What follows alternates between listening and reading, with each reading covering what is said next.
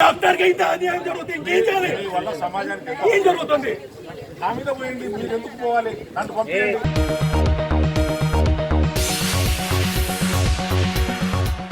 आदाब नाजरीन, IND today के खबरनामे में आपका खैर मकदम है। हर खबर है ख़ास, उन ख़ास खबरों में से हमने आपके लिए कुछ समेट कर लाई है कुछ ख़ास खबरें। देखते हैं ये खबरनामा। अगर आपने हमारे चैनल को सब्सक्राइब नहीं किया है तो आपको यहाँ सब्सक्राइब बटन दिख रहा है, उसे क्लिक करिए और सब्सक्राइब कीजिए और साथ ही साथ बेल आइकॉन को भी क्लिक करिएगा जिससे कि आपको ताज़ा अपडेट मिलते रहें।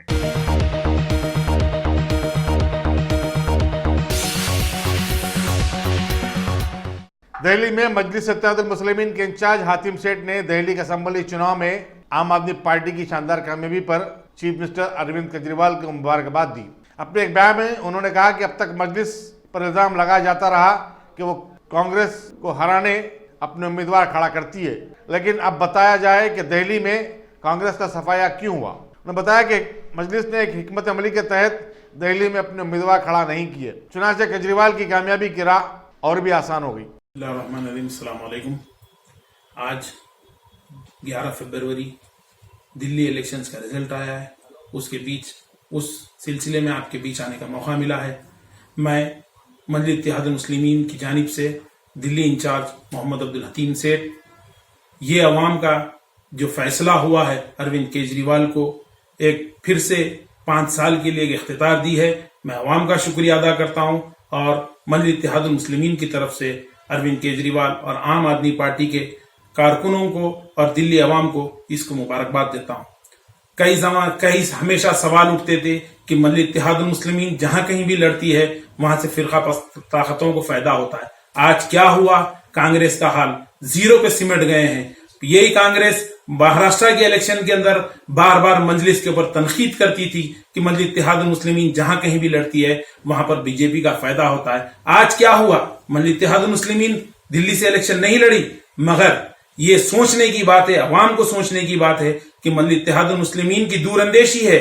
सदर बैरिस्टर असदुद्दीन अवैसी साहब की दूरअंदेशी थी कि मजलिस इत्तेहादुल मुस्लिमीन ने दिल्ली में इलेक्शन नहीं लड़ा। आज किसको फायदा हुआ है, किसको नुकसान हुआ है, आप लोग बखूबी जानते हैं कि मजलिस इत्तेहादुल मुस्लिमीन की पॉलिसीज को। मजलिस इत्तेहादुल मुस्लिमीन हर हमेशा अवाम के बीच में रहने वाली पार्टी है। मजलिस इत्तेहादुल मुस्लिमीन के सदर जो कुछ भी फैसले लेते हैं बहुत दूरअंदेशी के फैसले होते हैं उनके।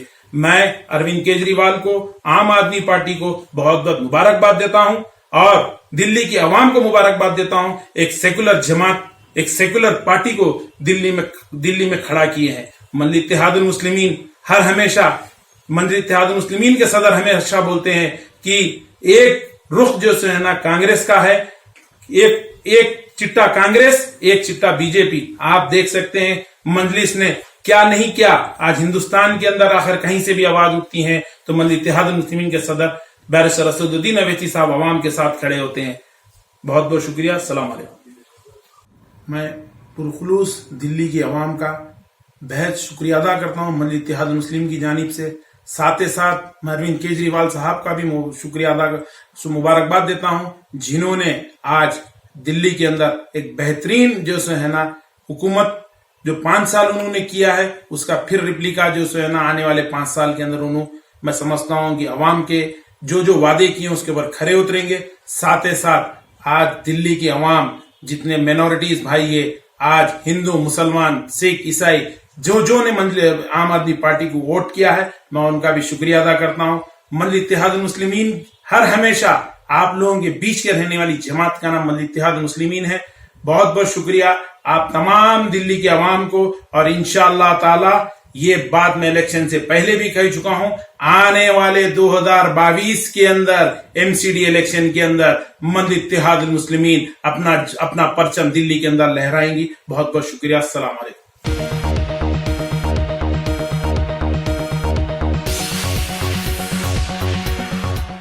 गांधी हॉस्पिटल के एक डॉक्टर वसंत कुमार ने अपने सीनियर डॉक्टरों और दूसरे स्टाफ की हिरासानी से तंग आकर खुद को जलाने की कोशिश की। वहां मौजूद पुलिस वालों ने उस पर काबू पा लिया और उसकी कोशिश को नाकाम बना दिया।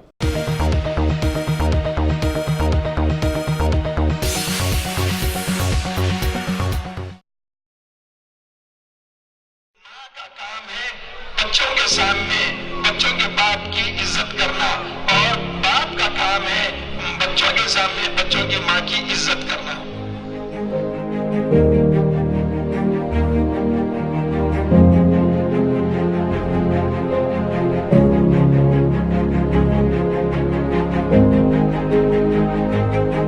बच्चों को सुनिए, और भी बच्चों को अपनी बात सुनाइए।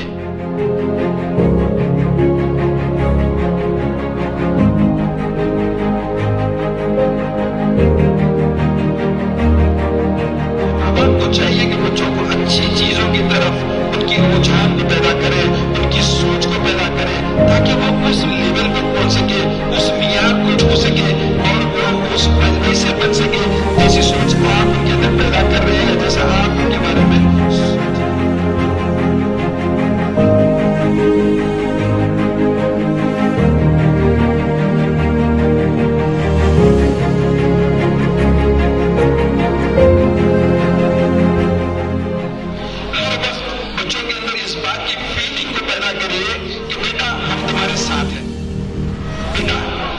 साथ है। ये एक ऐसा कॉन्फिडेंस बच्चों को मिलता है इस बात से, इसका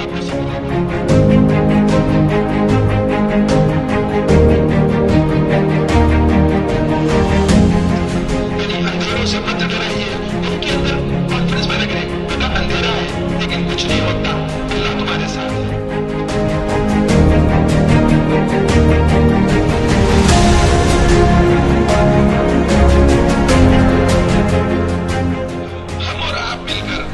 बच्चों की क्रिएटिविटी को बचाएंगे। यही वजह है कि हमारे स्कूल का नाम MS क्रिएटिव स्कूल रखा गया है। इंशाल्लाह इसके ऊपर हम सब मिलकर मेहनत करेंगे।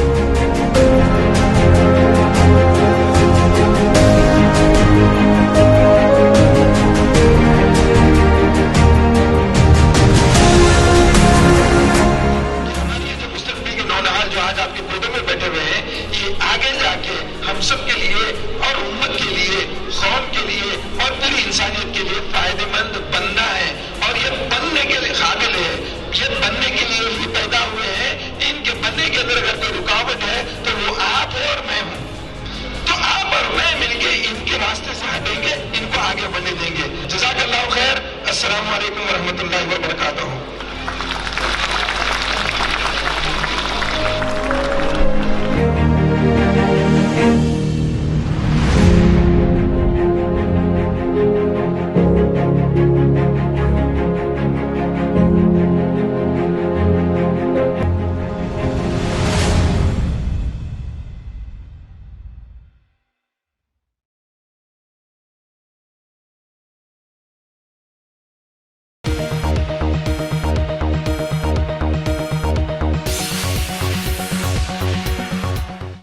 तेलंगाना कांग्रेस सॉलिडारिटी कमेटी के चेयरमैन सैयद अफजलुद्दीन ने आज एक इजलास में ऐलान किया है कि पार्टी के सीनियर लीडर मोहम्मद अली शब्बीर की 15 फरवरी को मनाई जाने वाली सालगिरह के मौके के लिए कमेटी की जानिब से शहर के सभी स्कूल्स के तलबा व तालिबात के को करिकुलर एक्टिविटीज़ में मुकाबले जात का एहतमाम किया गया है, जिसमें शामिल रहेंगे पेंटिंग, क्विट, अंताक्षरी, डिबेट्स वगैरह वगैरह, और कामयाब तलबा में कैश प्राइजेस भी तकसीम किए जाएंगे।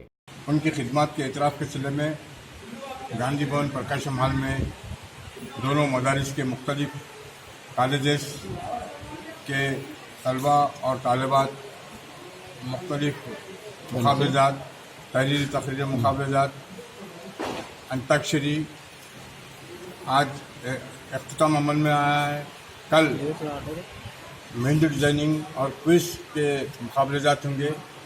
माशाल्लाह आज हम देख रहे हैं कि जो है नई नस्ल में आज जो टॉपिक दिया गया है, ख़ासकर जद्दोजहद आज़ादी में कौमी यकजहती का रोल, जद्दोजहद आज़ादी में मुसलमानों का किरदार, इस पर बहुत सारे जो है ख़ासकर पुराने शहर के progressive school, Nampally girls high school, यम junior college for girls Nampally, Gautam model college junior college के तालिबात और तलबा हिस्सा लेकर अपनी सलाहियत काबिलियत का लोहा मनवाए हैं। हम उनके इस जज्बे को सलाम करते हैं।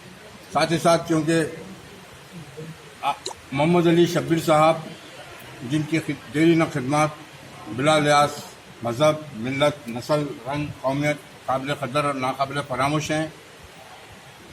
सन 1953 ईस्वी को आंध्र प्रदेश तश्कील दिया गया था, तो उस मौके पर अक़लियतों बिलखुसूस मुसलमानों का तनासुब 52% था और घटते घटते 2004 से पहले 2% हो गया था।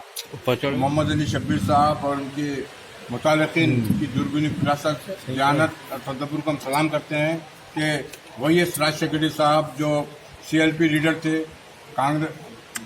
कांग्रेस के कायद थे और चंद्रबाबू नायडू के दौर में अपोजिशन लीडर थे। हमने राजशेखर साहब से डिमांड किया, मुतालबा किया शब्बीर साहब की क़यादत में कि मुसलमानों को भी रोज़गार और तालीम में 5% तहफ़्फ़ुज़ फराहम होना चाहिए। यकीनन राजशेखर साहब के सामने ये तजवीज़ रखी गई तो राजशेखर साहब हमारी इस तजवीज़ को कंधा पेशानी से तस्लीम करते हुए सन 2004 ईस्वी के कानून साज असम्बली इंतखाबात के मौके पर अपने इंतखाबी मंशूर में मैनिफेस्टो में एक पॉइंट शामिल किया, जिससे आज जो हम देख रहे हैं कि मुसलमान जो गुर्बत के माहौल में परवरिश पा रहे थे, आज लगभग 2004 से लेकर 2020 तक 15 साल में आंध्र और तेलंगाना दोनों हुकूमत, का वो KCR की गवर्नमेंट हो, का जगनमोहन रेड्डी की हुकूमत हो, मुसलमानों को तहफ़्फ़ुज़ात की अमलावरी के लिए दोनों हुकूमतें मौसर अंदाज में इक़दाम उठा रही हैं, जो काबिल कदर है। और साथ ही साथ क्योंकि मोहम्मद अली शब्बीर साहब के साथ रह के मेरा ऑब्जर्वेशन है, मुशाहिदा है कि जो गुर्बत के माहौल में परवरिश पाते, यानी जो जिनका बाप जो ऑटो चलाता, जिनकी माँ घर में बर्तन धोती, और जो एक ऐसा जो बाप है जो चुन्ना डालता था, तो जब इंटरव्यू लिया गया तो ऐसे ऐसे जो हस्तियाँ निकले माशाल्लाह। आज जो सिर्फ और सिर्फ फीस की बदौलत आज जो है माशाल्लाह MBBS में दाखिला दिया गया और MBA या BTech, BE, शायद मैं समझता हूँ यहाँ पर भी जितने लेक्चरर्स हैं यहाँ पर जो प्रिंसिपल्स हैं, उनकी भी जो औलाद 4% तहफ़्फ़ुज़ात से इस्तेफादा की है।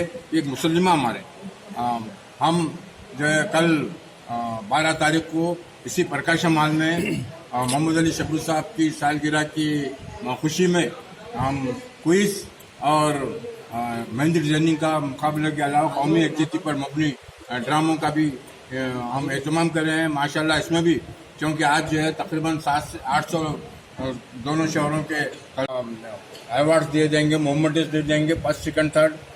कल जो क्विज का मुकाबला है स्कूल से लेकर कॉलेज सतह तक हम उनको जो कैश अवार्ड रखे हैं, फर्स्ट 3000, अव्वल 3000, दुवम अव्वल 5।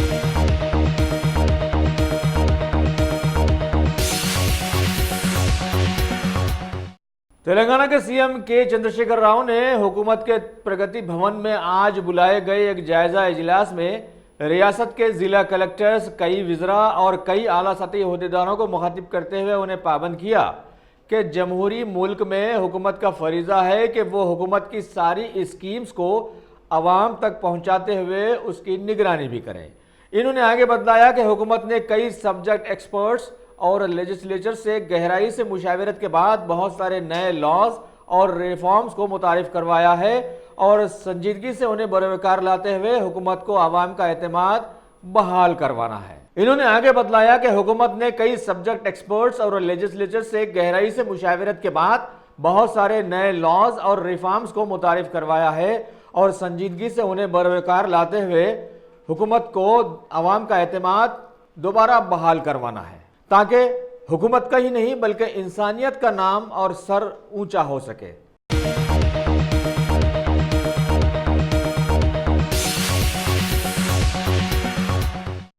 तेलंगाना के CM KCR की एक सैंड आर्ट पेंटिंग जिसे कान रिसा ने तैयार किया था, उसकी आज रुनुमाई रियासती वजीर T श्रीनिवास यादव ने अपने घर वाक़े मारेडपल्ली में अंजाम दी और बतलाया कि ये वो वाहिद CM साबित हुए हैं जिनकी बेहतरीन कारकर्दगी ने तेलंगाना रियासत के नाम को सारे मुल्क में ऊंचा कर दिखाया है। इस मौके पर वहां पर मौजूद थे TRS के बहुत सारे लीडर्स, पवन कुमार, AS निवास गौड़ के साथ साथ टॉलीवुड के डायरेक्टर्स भी लक्ष्मण मुरारी, मनम कादम्बरी, किरण कुमार वगैरह वगैरह।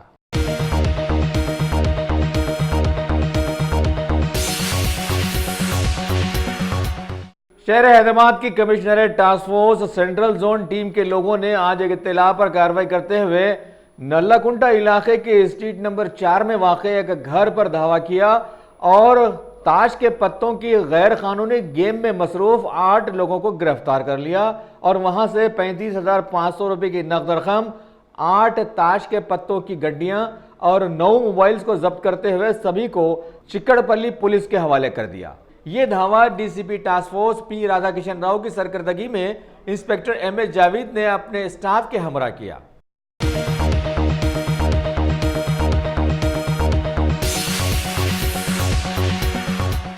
शहर हैदराबाद के वनस्थलीपुरम पुलिस हुदूद में वाक़े बीएन रेड्डी नगर के साकिन एक जोड़े के खुदकुशी कर लेने की खबर मिली है।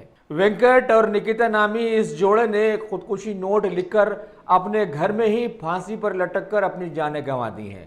पुलिस ने केस दर्ज करके पंचनामा किया और नाशों को गांधी हॉस्पिटल पोस्टमार्टम के लिए रवाना करते हुए तहकीकात शुरू कर दी है।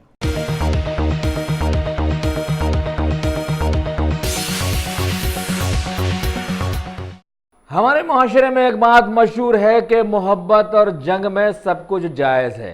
लिहाजा अभी तेलंगाना के ज़िले विकाराबाद से खबर दी गई है कि एक गैर मुस्लिम लड़का और एक मुसलमान लड़की दोनों में मोहब्बत हो गई है, जिसके ताल्लुक से यह भी मशहूर है कि मोहब्बत हो जाती है कि नहीं जाती।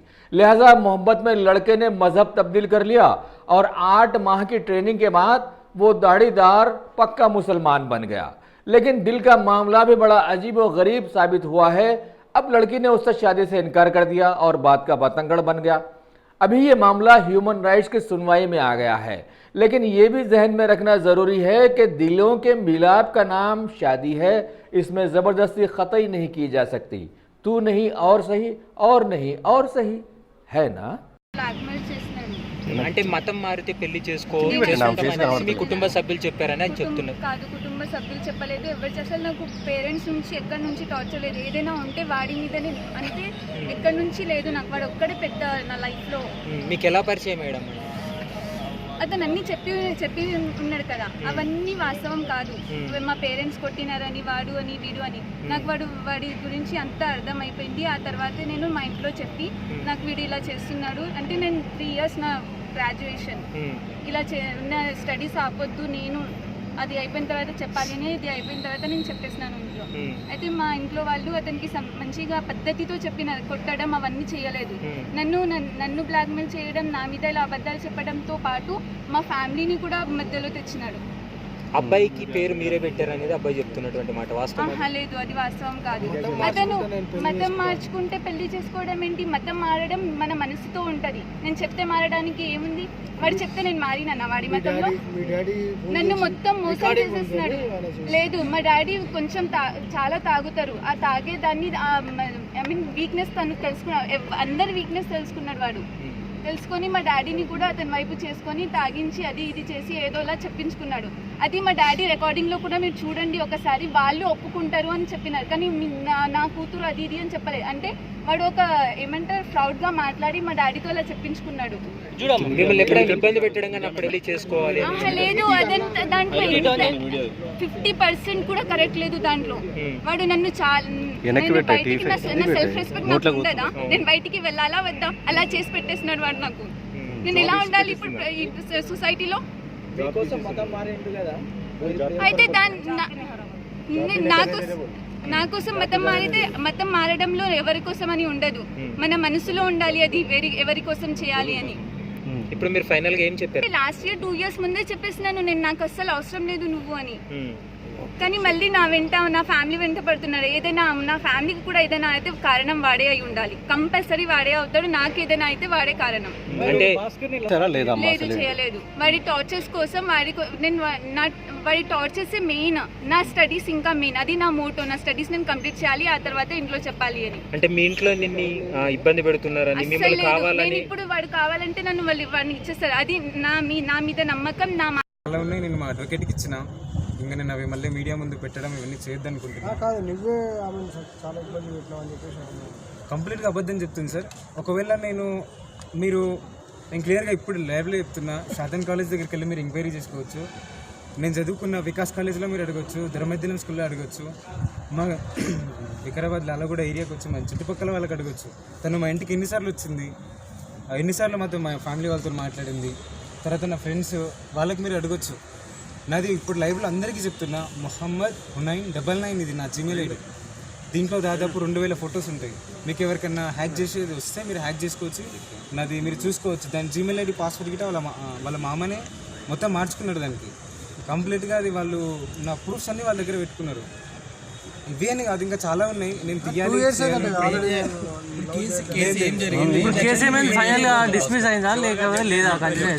షూర్గా జడ్జి కేసు క్లోజ్, అమ్మాయికి ఇట్లాంటి ఉద్దేశం లేదు, కేసు క్లోజ్ అని చెప్పింది. సార్ ఇంత అన్యాయం జరుగుతుంది సార్, అమ్మాయి మోసం చేయాలనుకుంటే చేయొచ్చా సార్, నాకేం లేదా సార్ అని అంటే, అట్లా చేయడానికి ఏం లేదు భాస్కర్, నీకు చేయాలనుకుంటే నేను ఏం మాట్లాడలేదు, సైలెంట్ అయిపోయినా. నెక్స్ట్ నాకు ప్రజెంట్ అయితే ఏం క్లారిటీ లేదు సార్. నేను ఒక కన్ఫ్యూజన్లో ఉన్నా. అసలు అమ్మాయి ఆ మాట అంటుందని గిట్ట నేను కళ్ళ గిట్ట ఎక్స్పెక్ట్ చేయలే. కాకపోతే అనుకున్నా, ఇంతకుముందే చెప్పినండే ఆ అమ్మాయి అట్లా అనొచ్చు అనుకున్నా, కానీ ఇట్లా అంటుందని ఎప్పుడు అనుకోలేను అసలు.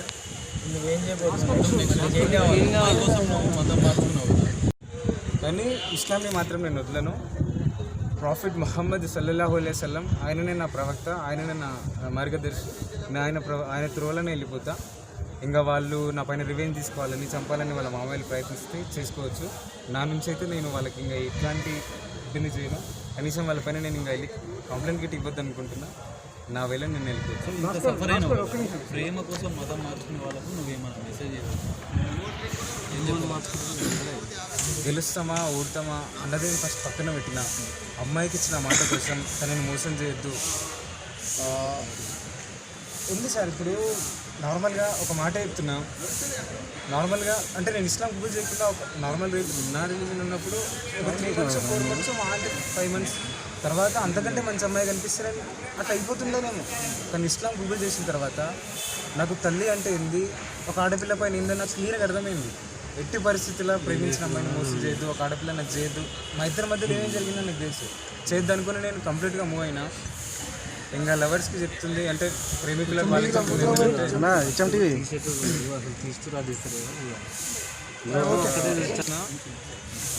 ఎన్ని ఛాలెంజ్లు, ఎన్ని ఒట్లేసి, ఎన్ని ఏం చెప్పినా ఫస్ట్ వాళ్ళ తల్లిదండ్రుల దగ్గరికి వెళ్ళి కొంచెం బ్లాక్మెయిల్ చేసి ఎమోషనల్గా వాళ్ళు ఏమైనా చేస్తే మాత్రం 100% ఇది ఓడిపోవాల్సిందే, అంతే కన్ఫామ్ ఇది.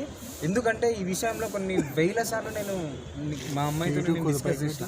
రేపు నీ తల్లిదండ్రులు ఏమైనా మాట్లాడితే నువ్వు డిస్కస్ చేయవు కదా నీకు కదంటే, అస్సలు చేయను నాయన్, అమ్మాయికి కష్టం, అల్లాకి కష్టం, అలా ఇలా చేస్తాను నీకు, అలా ఇలా వదిలేస్తాను, చాలా మాట్లాడింది ఆమె. కానీ ఫైనల్గా చేసేసింది, మోసం చేసింది.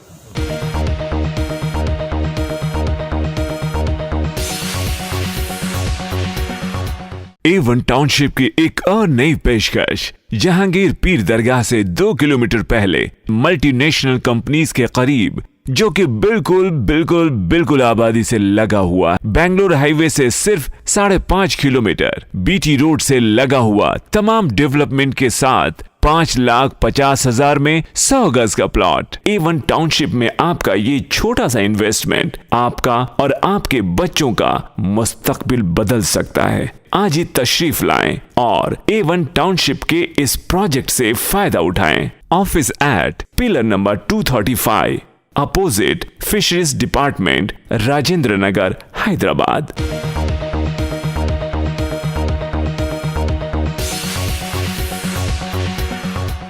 दिल्ली में आम आदमी पार्टी ने शानदार जीत के जरिए एक रिकॉर्ड बनाया है और पार्टी के सदर अरविंद केजरीवाल तीसरी मर्तबा चीफ मिनिस्टर के ओहदे का हलफ लेने जा रहे हैं। आज सुबह वोटों की गिनती के आगाज से ही आम आदमी पार्टी को बेशतर हलकों में बढ़तरी हासिल रही, जबकि बीजेपी कभी आगे और कभी पीछे चलते हुए मिलाकर पीछे हो गई। आम आदमी पार्टी ने 2020 की फैसलाकुन लड़ाई में बीजेपी को काफी पीछे ढकेल दिया। आखिरी इत्तलात मिलने तक उसने 63 नशिस्तों पर कामयाबी हासिल कर ली थी, जबकि फिरकावाराना मनाफरत और इश्तियाल अंगेज तकारी के जरिए दिल्ली का पूरा माहौल आलूदा करने वाली बीजेपी सिर्फ 7 नशिस्तों पर सिमट कर रह गई। 2015 के चुनाव में 70 रुकनी असेंबली में बीजेपी को सिर्फ 3 सीटें मिली थी। कांग्रेस और दूसरी जमातों ने अपना खाता तक नहीं खोला। Arvind Kejriwal, deputy chief minister Manish Sisodia और ओखला से, जहां मशहूर शाहीन बाग का इलाका आता है, आम आदमी पार्टी के अमानतुल्लाह खां को कामयाब करार दिया गया। अमानतुल्लाह खां ने बीजेपी के भरम सिंह को 70,000 वोटों की अक्सरियत से पटक दिया। याद रहे, वज़ीर आज़म नरेंद्र मोदी, वज़ीर दाखिला अमित शाह समेत 70 से ज़ायद मरकजी वज़रा, 4 चीफ मिनिस्टरों और कई साबिक चीफ मिनिस्टरों और अरकान पार्लियामेंट बीजेपी के लिए जारहाना इंतखाबी मुहिम चला चुके थे, लेकिन उनकी खिदमत में नाकामी आई है। दिल्ली के अवाम ने फिरका परस्ती को नकार दिया है और तरक्की के नाम पर वोट दिया।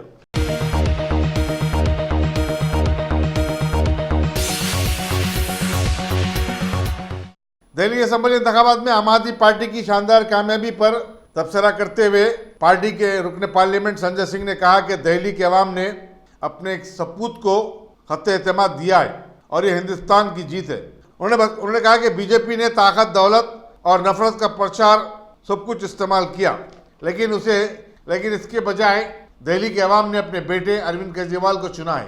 केजरीवाल ने शहर के आम आदमी के लिए काम किया है। ये वही दिल्ली का बेटा है जिसे दहशतगर्दी के नाम से पुकारा जाता था। बीजेपी के लीडर कमल मिश्रा ने दिल्ली के इंतखाबात को हिंदुस्तान और पाकिस्तान के दरमियान मुकाबला बताया था। संजय सिंह ने कहा कि बिलाकर हिंदुस्तान की जीत हुई है।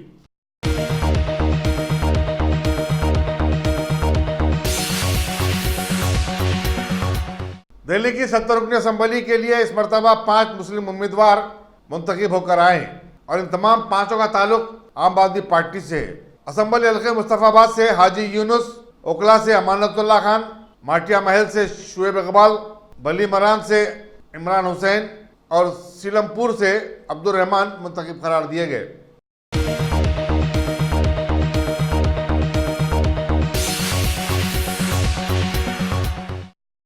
Top selection computers. अगर आप टेक्नोलॉजी के दौर में रहते हुए टेक्नोलॉजी से दूर हैं तो सोचिए मत, आइए एक बार खिदमत का मौका दीजिए। हमारे यहाँ branded computers, Dell, HP, Lenovo, laptop accessories उम्दा क्वालिटी निहायत ही वाजबी दाम पर दस्तयाब है। स्कूल, कॉलेज, कॉर्पोरेट, ऑफिस वगैरह में बल्क क्वांटिटी में सप्लाई की जाती है। इसके साथ साथ हमारे यहाँ माहिर टेक्नीशियंस की निगरानी में रिपेयर की सहूलत भी मौजूद है। अगर आप अपने घर, दुकान, सोसाइटी, स्कूल वगैरह को सेफ और क्राइम फ्री बनाना चाहते हो तो इंस्टॉल कीजिए CCTV कैमरा जो HD क्लियरिटी के साथ दस्तयाब है। गुज़िश्ता 10 साल से मुल्क भर में अपनी इन तमाम खिदमात को जारी रखते हुए आपके एतमाद को बरकरार रखने वाला नाम top selection computers, Vijayanagar colony beside Riyan hotel Hyderabad. Director Syed Rashid Ali. Phone 9849715954। Top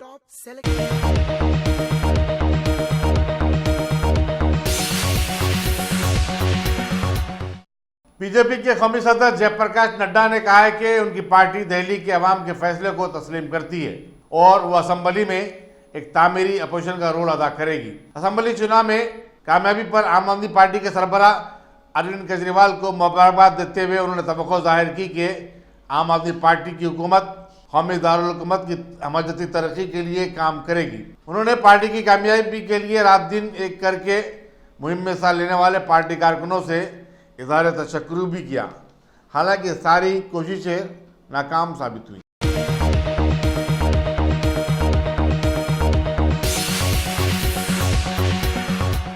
Jamia Millia में 15 दिसंबर को पुलिस की कार्रवाई की अदालत की निगरानी में तहकीकात या खुसूसी तहकीकाती टीम कायम करने की एक दरख्वास्त पर दिल्ली हाई कोर्ट ने मरकजी हुकूमत से जवाब मांगा है। दरख्वास्त गुजार मोहम्मद मिनहाजुद्दीन ने जख्मियों को उनके जख्मी होने की नौयत के एतबार से मुआवजा और वाक़े में मुलविस पुलिस वालों के खिलाफ FIR दर्ज करने की भी अदालत से सदा की।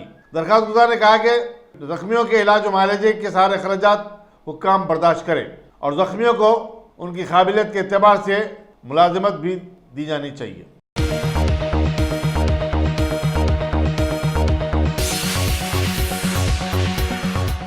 कोरोना वायरस से मुतासरा एक 32 साल औरत ने चीन के शुमाली मगरबी सूबे शांजी में एक सेहतमंद बच्चे को जन्म दिया। वो 8 महीने की हमल से थी। जच्चा और बच्चे को फीवर वार्ड में मुंतकिल कर दिया गया है, जहां सीनियर डॉक्टर्स उनकी निगरानी कर रहे हैं। कल वुहान में 3 घंटों का एक बच्चा भी कोरोना वायरस से मुतासिर हुआ।